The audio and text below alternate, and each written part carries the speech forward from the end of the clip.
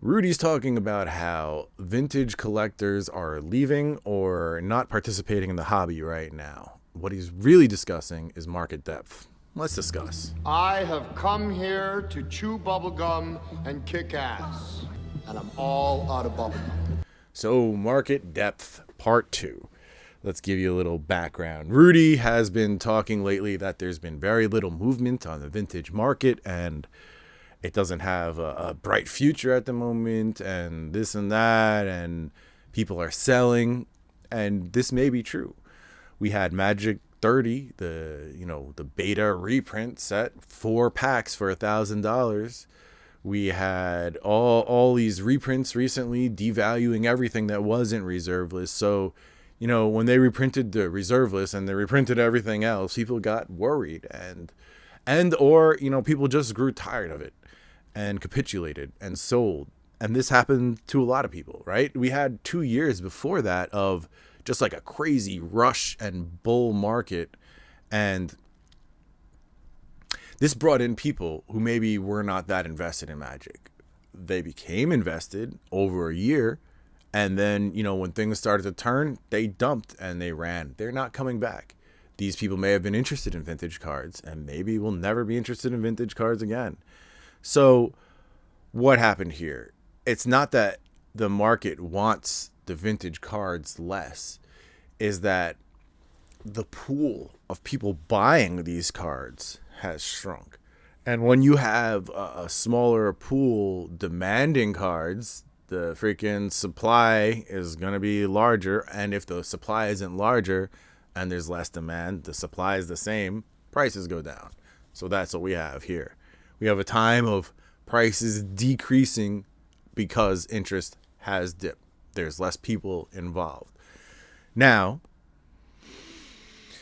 when these cards, if these cards start rising dramatically again, you better believe this will attract more people and the market will expand again. And it's a matter of how deep that pool of buyers gets for these cards that's what pushes a card on its like crazy trajectories, on these to the moon trajectories and all that type of stuff.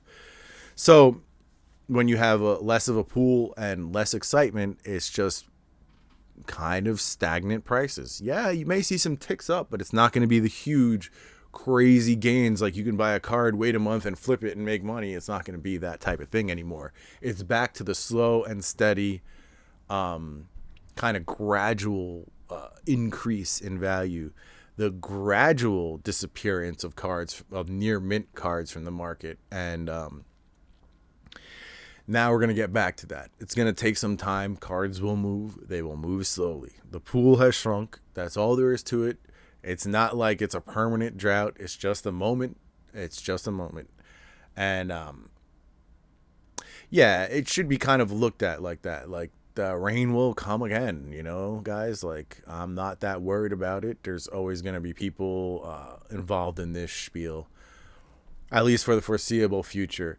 Now, if you want to get all think about and be dramatic and worrisome, you can look at, there's some views out there for collectibles, right? And it says that some people's views say that every 20 years, like the market goes through a cycle. What's popular now was popular 20 years ago because the people grew up and now they have money and they're trying to relive their past, right? This is like kind of a thing. So if we look at that, right, vintage cards like Arabian Nights are now 30 years old, not 20 years old. Maybe it's moving. Maybe what's popular or what's going to see the next spike is only 20 years old. Maybe Silver Age foils are where we're headed next. Maybe the new Phyrexia block is going to see popularity increasing soon. I don't know if that's the case, but it very well may be.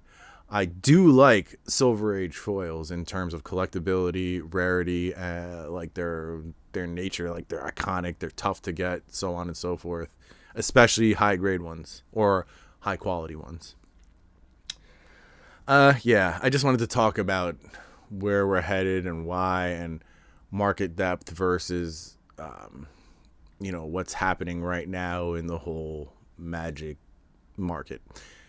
Remember to like and subscribe. You're going to buy any cards today. Remember to use my TCG Player affiliate link. You click on it, shop like normal. Helps out a lot. Otherwise, take care. Have a lovely day. Check out my Patreon. All the other things.